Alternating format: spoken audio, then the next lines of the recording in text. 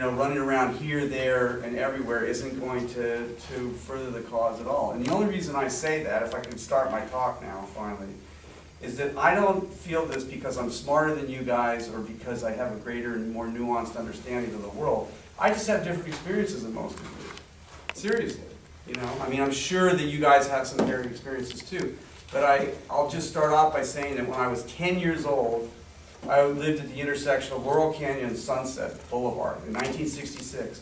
And I was a kid, and I watched the LA police beat the living shit out of long-haired hippies, seriously, pounding the absolute crap out of them, right? And I saw the reality of the state. The state is violent.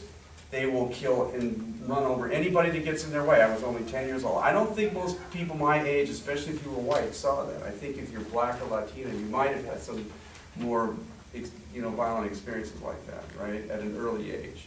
But then when I was a teenager, I went to Europe, and I saw something very different because I saw people piled in the streets of Brussels, Belgium, and then again in Athens, Greece, except this time they were workers. They weren't long-haired hippies, and they fought back, and they won. They didn't lay down. I love hippies, right? My heart goes out to them. But they were about peace and love and, hey man, don't hurt anybody.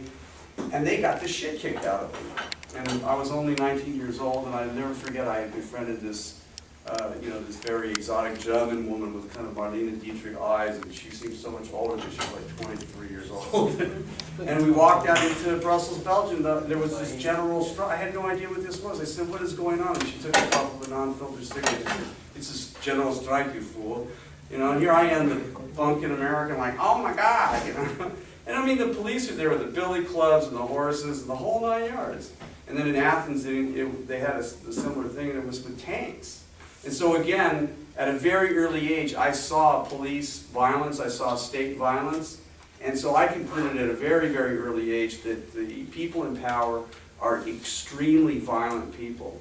And the idea that you're going to go into a voting booth and get the right guy elected, that those insane butchers maniacs that are carpet bombing Vietnam, that you could actually have an election and say, well, we won the vote.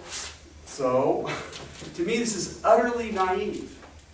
And if I'm running as a Green Party candidate, it's not because I think, well, might as well get together with a little vote here and get our guy in. I mean, this to me is the most high level of, however sincere naivete. I believe, however, Eddie, that the Greens really believe that. They believe the electoral road is the one to follow. That they believe we live in a democracy, which we don't. Right? They believe that if you just organize correctly, get that petition out there. I don't believe that. And the reason I don't believe that is because of my experiences.